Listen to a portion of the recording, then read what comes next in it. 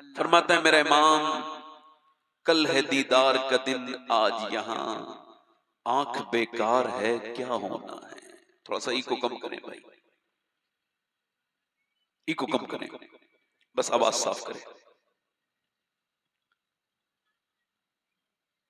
ये मालो दौलत दुनिया, ये रिश्ता ओ पैवन, बुताने बहमो गुमा ला इलाहा इल्लल्लाह। अगरचे बुत हैं जमात की आस्तीनों में, मुझे है हुक्म अज़ान ला इलाहा इल्लल्लाह। ये तड़पते हुए दिल, ये दूर होते हुए अल्लाह से हमारे जज्बे, हमारे घरों को कुरान से खाली करने वाली ये आफत। हमारी बेटियां बहनें अब कुरान नहीं पढ़ती, नॉवेल पढ़ती हैं, मोबाइल पर देखती हैं, इंस्टाग्राम देखती हैं, फेसबुक देखती हैं। अब हमारे बच्चे नबी पर दुरूद नहीं पढ़ते। अल्लाह अकबर। किसी ने इकबाल से कहा था अपने बच्चों को आशिक रसूल बनाना है, क्या करूं? उसने कहा नबी पर दुरूद पढ़ना सिखा दे। तो जो आइए आइए आप इधर बैठ जाइए, बैठ जाइए, बैठ जाइए। जो भी है, मैं तो बैठने की बात कर रहा हूं ना भाई, साहबी भी तो बैठते ही होगा ना। अच्छा ठीक है, बैठे बैठे। अब जरा थोड़ा सा बैठ जाएं, बड़ी मेहरबानी आपकी, अल्लाह ताला जज़ा दे आपको। बैठ जाएं, बैठे बैठे। इधर देखो, आला हज़रत फरमाते हैं जब औरत दूध पिलाती है अपने बच्चे को, क्या करती है? जल्दी बोलो। और दूध पिलाते पिलाते वो नबी पर दुरूद भी पढ़ते। क्या पढ़ते? बोलो जल्दी बोलो। तो उसके बच्चे को अल्लाह आशिक रसूल बना देता है। मगर अब हमारे घरों में न दुरूद है, न कुरान है, न कोई नात पढ़ी जा रही है मोबाइलों ने। ओ मेरे भाइयों, ओ मेरे दोस्तों, ये क्या तुमने इसराइल के प्रोडक्ट का बाइकाट करना शुरू किया है? तुम अपना इंस्टाग्राम की रील चमकाने के लिए मजाक उड़ाते हो क्या? वो तुमने खरीदा 20 रुपए का पीस, 30 रुपए का 7 अप, उसके बाद उसे फाड़ दिया, फेंक दिया। ये है? मैं बताऊं इसराइली प्रोडक्ट क्या है तुम्हारे पास? मैं बताता हूं। मोबाइल तुम्हारा है, इंस्टाग्राम उनका है, इसराइल का है। इंस्टाग्राम इसराइल का, फेसबुक इसराइल का, यूट्यूब इसराइल का। अब मुसलमान ना चाहते हुए भी यहूदियों का हाथ का खिलौना बना हुआ है। वो कह रहा है मैं बाइकाट कर रहा हूं, मगर कोई बाइकाट क्या कर पाएगा? उसके नबी ने जो उसे कुरान दिया वो उसके हाथ में नहीं है। जो यहूदियों ने इंस्टाग्राम दिया है वो उसके हाथ में है, जिस कुरान से उसकी जिंदगी बदलनी थी। मेरे नबी ने फरमाया मेरी उम्मत पे नाजुक वक्त आएगा। हजरत अली से कहा, ए अली मेरी उम्मत पे बड़ा नाजुक वक्त आएगा, फितनों का वक्त आएगा। अली ने अर्ज किया, या रसूल अल्लाह फिर हम क्या करें? फरमाया फिर अल्लाह की किताब कुरान को मजबूती से थाम ले।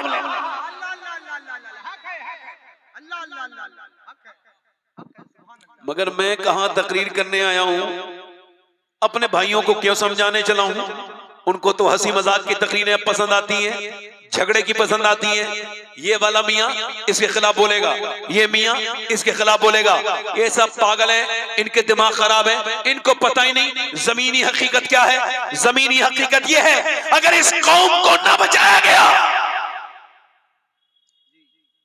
और उलमाए किराम बेदार ना हुए तो जो हालात हैं वो कम हैं, आगे वाले हालात हमसे देखे नहीं जाएंगे। पूछो जिस तरह के हालात हम आपस में लड़ रहे हैं, ये पीर बड़ा, वो पीर बड़ा, वो कह रहा नहीं मेरा पीर बड़ा, वो कह रहा नहीं मेरा पीर बड़ा। और हम बचपन से जो सुनते आए हैं हम आपको सुना रहे हैं। हमारे यहाँ एक ही बात होती थी, एक ही बड़ा पीर है, उसका नाम अब्दुल कादिर जीलानी है।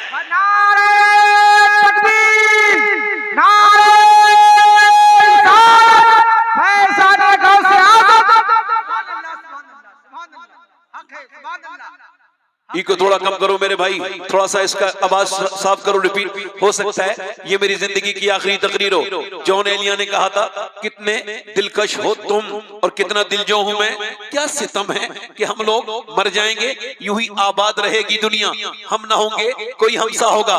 कैसे कैसे नौजवान निकल गए दुनिया से, दुनिया पे कोई फर्क नहीं पड़ा, रोज मर रहे हैं, जवान बूढ़े दुनियादार समझते हैं बड़ा फर्क पड़ेगा, मैं दुनिया में हूं, तेरे ना तो आने से कोई फर्क पड़ता भाई, ना तेरे जाने से कोई फर्क पड़ेगा। हाँ हो सकता है ये मेरी जिंदगी की आखिरी तकरीर हो जो मैं कर रहा हूं, अगर ये हो सकता है तो ये भी हो सकता है यहाँ कोई मेरा भाई ऐसा बैठा हो जो आज के बाद नसीहत न सुन पाए, इसके बाद वो दुनिया से चला जाए।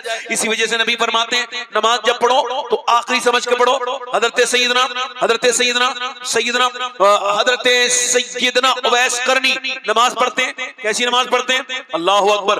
हुजूर ने फरमाया मेरा उवैस जन्नत में जाएगा, जरा जोर से बोलो, उवैस जन्नत में लोगों को लेके जाएगा।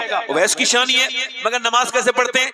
एक दिन खड़े रहते हैं, पूरा दिन पूरी रात निकाल देते हैं और कहते हैं आज रुकू, आज कयाम की रात है, यानी कयाम की रात, और दूसरे दिन कहते हैं आज रुकू की रात है, तीसरे दिन कहते हैं आज सजदे की रात है। ऐसे एक रकअत पूरी करते हैं 3 दिन में।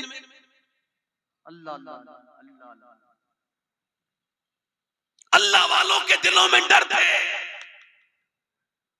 हुजूर मुबश्शिर भी हैं, खुशखबरी सुनाने वाले, हुजूर गम सुनाने वाले भी। अब हमें खाली ये बात कह दी गई सुन्नियों में नारा लगवा के भाई ये सब जन्नती हैं, तो जो जन्नती हैं उसे क्या जरूरत है नमाज पढ़ने?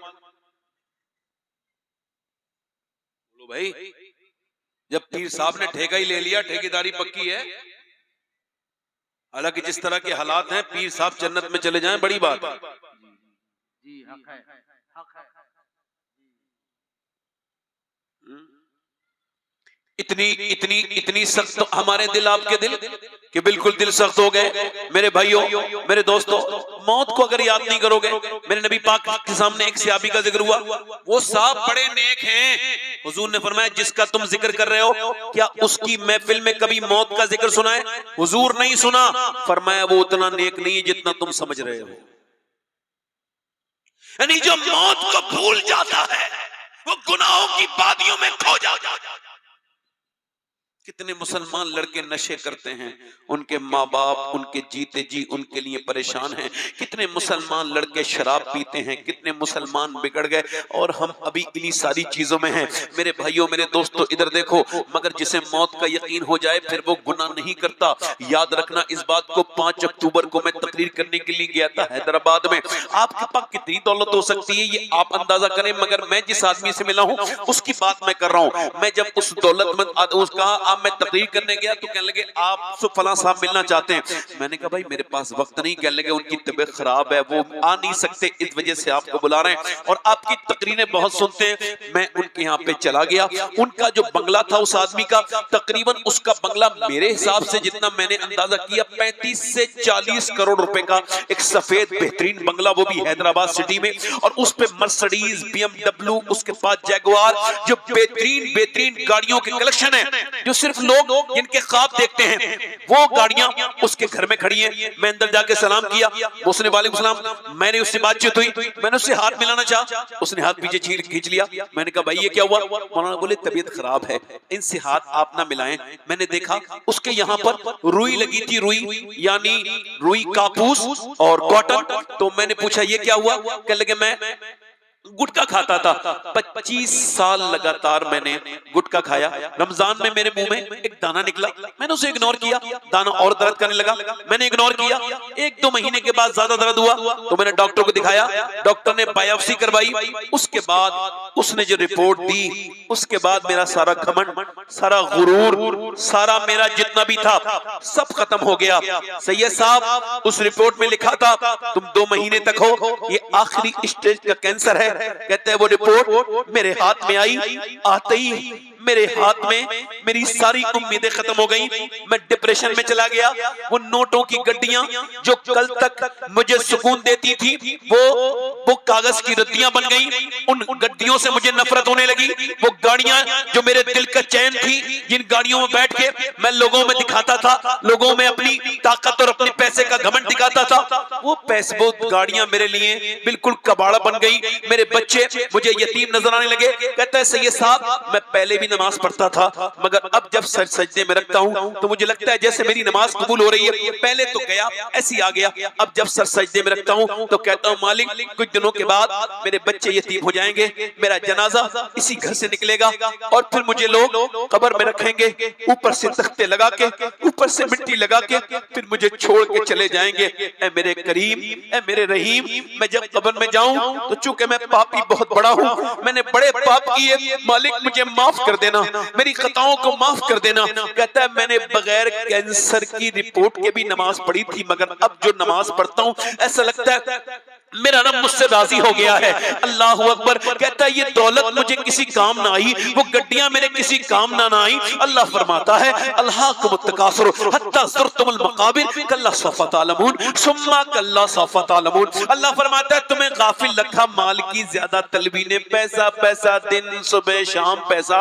हुजूर फरमाते इंसान की अल्लाह ताला अगर आदमी इंसान के बच्चे को, अगर इंसान को अल्लाह एक जंगल भर के सोना दे दे तो वो उसको एक दिन में ठिकाने लगाकर फिर दूसरे दिन दूसरा सोने का ढेर ढूंढने के लिए निकलेगा। हुजूर फरमाते इंसान जैसे जैसे बूढ़ा होता है उसके पैसे कमाने की ये जो आदत है ये जवान होने लगती है, इसी गफलत में वो मर जाता है। अल्लाह के रसूल फरमाते हैं, अल्लाह फरमाता है तुम्हें गाफिल लगा माल की ज्यादा तलबी ने, यहां तक कि तुमने कब्रों के मुंह देख लिए। फिर फरमाता है कल्ला सौफ़ा तालमून, हाँ हाँ जान जाओगे। फिर फरमाता है सुम्मा कल्ला सौफ़ा तालमून, यानी सुम्मा अरबी में तब इस्तेमाल होता है जब फिर के माने में, फिर हाँ हाँ जान जाओगे। मौला अली से पूछा गया अल्लाह ने 2 बार कहा जान जाओगे जान जाओगे, मतलब क्या है? फरमाया एक बार कब्र में जानोगे, एक बार हश्र में जानोगे। ये जो तुमने पैसे को सब कुछ समझ रखा है, ये जो तुम्हारी पेशानियां अपने रब के हुजूर नहीं झुकती, तुम क्या समझते हो ये पैसा तुम्हारा हो जाएगा? है मेरे भाइयों, बड़ी बड़े शौहरत वाले लोगों को हमने मरते देखा और मिट्टी में मिलते देखा, ना सिर्फ मिट्टी में मिलते देखा बल्कि उनकी कहानी को हमने खत्म होते देखा। और ऐसे खत्म होते देखा कि मैं गाड़ी चला रहा हूँ, रात का वक्त है, 3 बजे का वक्त है, मैं अपनी गाड़ी से वापस आ रहा हूँ सफर से कहीं, मैंने मुझे याद आया इसी सफर में इसी रोड के करीब एक कब्रिस्तान है, वहां मेरे एक दोस्त का जनाजा मैंने पढ़ा था।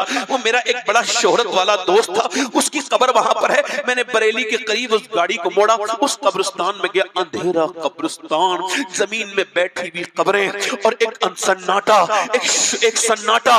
वो जिनकी जबानें कल तक बहुत बोलती थी आज वो जबानें खामोश हो चुकी हैं। वो जो बड़ी आंखें देखती थी आज उनकी आंखों में नाकों में मिट्टी, उसकी नाक में उनके कीड़े घुस चुके हैं। मैं वहां खड़ा उस अपने भाई की कब्र को देख रहा था, उस पे जो लिखा था ना उसकी कब्र की तख्ती पर, वो देखकर मैं माजी में चला गया, मैं पास में चला गया कि ये वही नात पढ़ने वाला है। जब ये नात पढ़ता था तो इसकी आवाज पर शोर मच जाता था, जिस इश्तिहार में इसका नाम लिख जाए वहां भीड़ उमड़ के आती थी, लोग ट्रैक्टर ट्रॉलियों से आते थे इसको सुनने के लिए। ये कैसा बड़ा नात हुआ था कि इसके मुंह मांगे लोग पैसे दिया करते थे, इसकी तारीख पर जलसे हुआ करते थे, जिधर से जाता था लोग नजर उठा के देखते थे फला नात हुआ जा रहा है।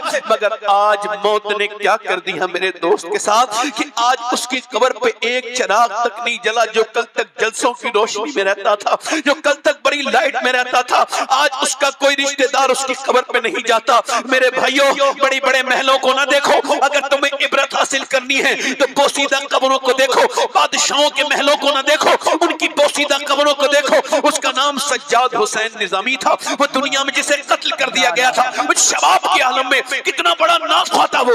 मगर मियां कोई कुल बाकी रहेगा, ना चमन रह जाएगा, पर रसूलुल्लाह का दीन हसन रह जाएगा। ना तू रहेगा मेरे भाई, ना मैं रहूंगा। बादशाहों की कब्रें जमीन में घुस गई। कहां गए पीर, कहां गए अकबर, कहां गया बाबर, कहां गए हुमायूं, कहां गए बड़े बड़े राजे महाराजे, कहां गए लखनऊ के नवाब। उनकी कब्रें बिल्कुल जमीन में धंस गई, उनकी नाक और मुंह में कीड़े चले। मेरे भाई, दुनिया में वो जिंदा नहीं रहता जो दुनियादार बन के दुनिया से जाए। जिंदा वो रहता है जिसकी सुबह शाम खुदा और उसके रसूल के लिए लगे। मैं अगर आपको ऐसी जिंदगी देखनी है, उनकी कब्रों में अंधेरे हैं जो दुनियादार थे, मगर जाके तेरे अली की कब्र देखो, अंदर भी उजाला है बाहर भी उजाला है। देखनी है तो जाकर के मोइनुद्दीन अजमेरी की कब्र देखो, बाहर भी उजाला है अंदर भी उजाला है। निजामुद्दीन महबूब इलाही की कब्र देखो, कल भी हुकूमत रही थी, आज भी हुकूमत कर रही है। कोई गुल बाकी रहेगा ना चमन रह जाएगा, पर रसूलुल्लाह का दीन हसन। नारे तकबीर, जवाब तुझे माशाअल्लाह माशाअल्लाह, या रसूलुल्लाह या जिंदाबाद जिंदाबाद, मरहबा, जिंदाबाद जिंदाबाद जिंदाबाद। इस दुनिया से दिल लगाया है, किस दुनिया से दिल लगाया है मेरे भाई, तूने किससे लगाया है? एक नौजवान बरेली में, हाँ मेरा करीबी आदमी, अल्लाह ताला उसकी बख्शिश करे, उसकी रीढ़ की हड्डी टूट गई एक्सीडेंट में, 2 साल तक बिस्तर पे रहा। तो बाप ने कहा अपनी बीबी को तलाक दे दे। कहा क्यों? कहा तेरे छोटे भाई के साथ शादी करनी है। अब बात को समझ मेरे बेटे, उसने तलाक दे दी। फिर मैं गया तो मेरा हाथ पकड़ के रोया। सब कुछ किया मैंने, नौकरियां की, शादी की, मेरी बीबी। आज मैं जब पलंग पे पड़ गया तो न मेरा बाप मेरा रहा, न मेरे बच्चे मेरे रहे, न मेरी बीबी मेरी रही। जीते जी मार रही, किन लड़कियों के पीछे भाग रहे हो, किसमें अपने नाम खराब करवा रहे हो? मुसलमानों के घरों में जिस तरह के हालात हैं, लड़कियों से दिल लगाने के लिए अल्लाह तुम भेजा था। ये क्या तुम्हारा दिल लग गया कि तुमने अपने इस नफ्स की वजह से अपने बाप दादे की इज्जत खराब करवा दी? लड़कियों से इश्क लड़ाने चले। मेरे भाइयों मेरे दोस्तों, ये इश्क ना करो जो तुम्हें धोखा देगा। इश्क करने के लिए ये दुनियादारी नहीं है, ये दुनिया तुम्हें बर्बाद कर देगी। इससे इश्क ना करो। इश्क करना है तो महबूबे खुदा से करो, क्योंकि तुम इस गालिब के मानने वाले नहीं जिसने दुनिया से ये कहा था इश्क ने गालिब निकम्मा कर दिया, वरना हम भी आदमी थे काम के। तुम तो उस बरेली के अहमद रजा के मानने वाले हो जिसने दुनिया को ये सोच दी ए इश्क तेरे सदके जलने से छुटे सस्ते, जो आग बुझा देगी वो आग लगाई। नारे तकबीर, नारे रिसालत, फैज़ाने सरकार सुरकाही चिश्तिया ने दिया कॉन्फ्रेंस।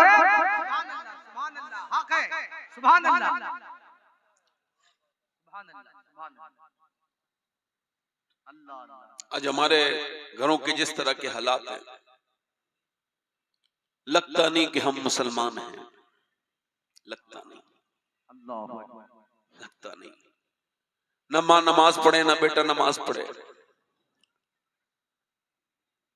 आज से तकरीबन 10 साल पहले मैंने एक लड़की को जब टोक दिया तो उसका बाप मुझसे नाराज हो गया। ऐसे कुछ जान पहचान वाले की लड़की थी।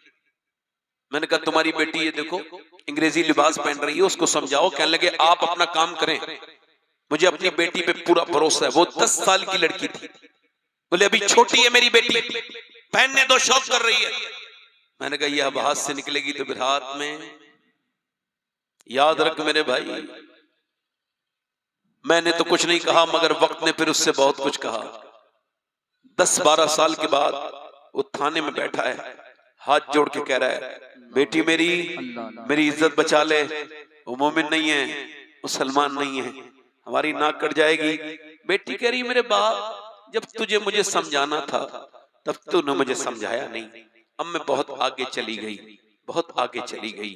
और ये दिल, अल्लाह उसके रसूल की कसम खा के कहता हूँ, कभी कभी रात को ये सोचकर नींद नहीं आती कि 10 साल के अंदर लाखों लड़कियां मुसलमान इस्लाम छोड़ गई। अल्लाह क्या मुंह दिखाओगे हुजूर को?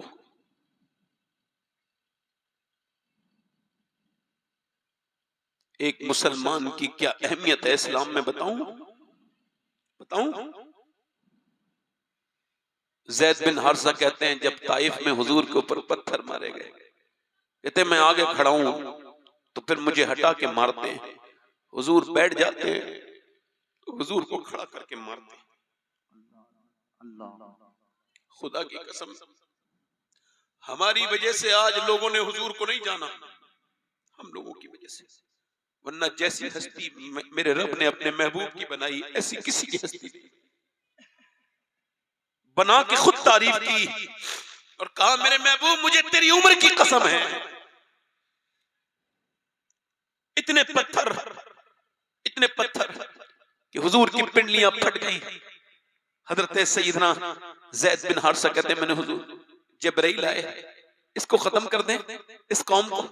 नहीं नहीं नहीं, ये मुझे जानते नहीं है, ये जब जान जाएंगे तो ये ईमान लाएंगे। मुझे ये नहीं लाए, इनकी नस्लें ईमान वाली। ज़ैद बिन हारिसा कहते हैं बाग में, देखो ध्यान से सुनना इस बात को जरा, इसको सिर्फ एहसास करना। जो मैं ये कोई हल्के से कहूंगा, मैं जोर से ये बात नहीं कहूंगा, मगर एहसास करना एक मुसलमान की अहमियत कितनी बड़ी है। ज़ैद बिन हारिसा कहते हैं उतबा बिन रबिया के बाग में गया, उसका नौकर आया, ये अंगूर खा लीजिए। हुजूर ने बिस्मिल्लाह शरीफ पढ़ा और इतने जख्मों के बाद अंगूर खाया, बिस्मिल्लाह शरीफ पढ़ा। तो उसने कहा आप बिस्मिल्लाह कैसे पढ़ रहे हैं, यहाँ तो कोई बिस्मिल्लाह नहीं पढ़ता। हुजूर ने फरमाया आप कहाँ के रहने वाले हैं? कहा मैं नैनवा का रहने वाला हूँ। अल्लाह अकबर। मेरे नबी पाक ने अच्छा कहा जहाँ के यूनुस हैं? कहा हाँ वहां के यूनुस हैं। आप यूनुस को कैसे जानते हैं? हुजूर ने फरमाया मैं भी अल्लाह का नबी हूँ, यूनुस भी अल्लाह के नबी हैं। वो आगे बढ़ के गुलाम बोला आप मुझे कलमा पढ़ा दें, मैं कलमा पढ़ने के तैयार हूँ। ज़ैद बिन हारिसा कहते हैं इतने जख्मों के बाद इतनी पिंडलियां फटी हुई हैं, पूरी आपकी जो मुबारक नालैन है वो खून से भर रही हैं। और मेरे नबी ने जब देखा एक आदमी कह रहा है मुझे कलमा पढ़ाएं, तो हुजूर मुस्कुराने लगे। एक बंदे ने कहा कि मैं कलमा पढ़ने के लिए तैयार हूं, तो हुजूर मुस्कुराने लगे। मदीने में एक लड़की कुरान पढ़ रही है, कुरान पढ़ते पढ़ते उसके सर से दुपट्टा नीचे गया है। उसकी जो वालिदा है वो दूर से देख रही है, जाकर के सर पे दुपट्टा रख दिया है। बेटी ने पूछा अम्मी मेरे सर पे दुपट्टा क्यों रखा? चूंकि ये बेटी जिस स्टेटस की है उसके बाद इतने स्टेटस की बेटी कोई ना तो पैदा हुई ना पैदा होगी, जिसने अल्लाह ने जिसके खानदान में इतनी बरकतें दी। ये वो बेटी है जिसके भाई का नाम हुसैन है जो सारे शहीदों का सरदार है। ये वो बच्ची है जिसके बाप का नाम अली है जो वलियों के सरदार है। ये वो ज़ैनब है जिसकी माँ का नाम सैयदा खातून जन्नत फातिमा ज़हरा है जो सारी जन्नती औरतों की सरदारा है। ये वो ज़ैनब है जिसकी नानी का नाम खदीजतुल कुबरा है जो सारी उम्महातुल मोमिनीन की सरदारा है। और ये वो ज़ैनब है जिसके नाना का नाम मोहम्मद मुस्तफा है जो सारे नबियों का सरदार। सुभान अल्लाह सुभान अल्लाह। ज़ैनब कुरान पढ़ रही है, क्या पढ़ रही है बोलो? कुरान पढ़ते पढ़ते पढ़ते सैयदा फातिमा दुपट्टा रखा। अम्मी आपने सर पे तो इस वजह से अम्मी इस वजह से ज़ैनब के सर पे दुपट्टा जो लड़की नहीं रखती उससे नाना नाराज हो जाते हैं। इतना सुना था कि ज़ैनब रोने लगी। सैयदा ने कहा चुप जाना मेरी ज़ैनब, अब क्यों रोती हैं? कह लगे अम्मी जान नाना से अर्ज कर देना इस बार माफ कर दें, अगली बार गर्दन कटा दूंगी मगर सर पे से दुपट्टा नहीं हटाऊंगी। करबला का मैदान है, करबला अगर हुसैन लाजवाब है तो ज़ैनब भी लाजवाब है। अगर हुसैन का सब्र लाजवाब है तो सब्र ज़ैनब का भी कोई जवाब नहीं। अगर हुसैन के हौसले की कोई मिसाल नहीं तो ज़ैनब के हौसले भी कोई मिसाल नहीं। अगर हुसैन के सजदे का जवाब नहीं तो ज़ैनब के पर्दे का जवाब। बेशक बेशक हक है। सुभान अल्लाह। हम भूल गए अपने बुजुर्गों को।